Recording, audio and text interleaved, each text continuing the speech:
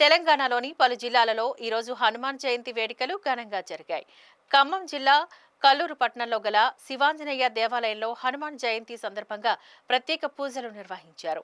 ఈ కార్యక్రమంలో భక్తులు అధిక సంఖ్యలో పాల్గొని తీర్థ ప్రసాదాలు స్వీకరించారు. అనంతరం ఆంజనేయ స్వామి విగ్రహాన్ని అంగరంగ వైభవంగా ఊరేగించారు.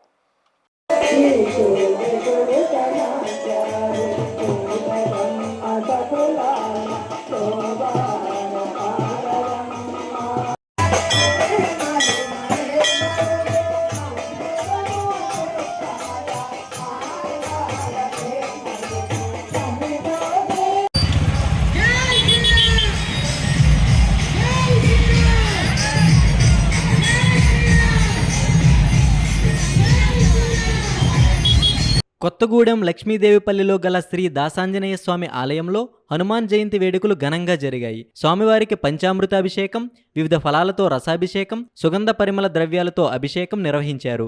ఈ కార్యక్రమంలో ఆలయ చైర్మన్ మల్లుల ప్రకాష్, కార్యనిర్వహణాధికారి ఎన్ శేషయ్య పాల్గొన్నారు.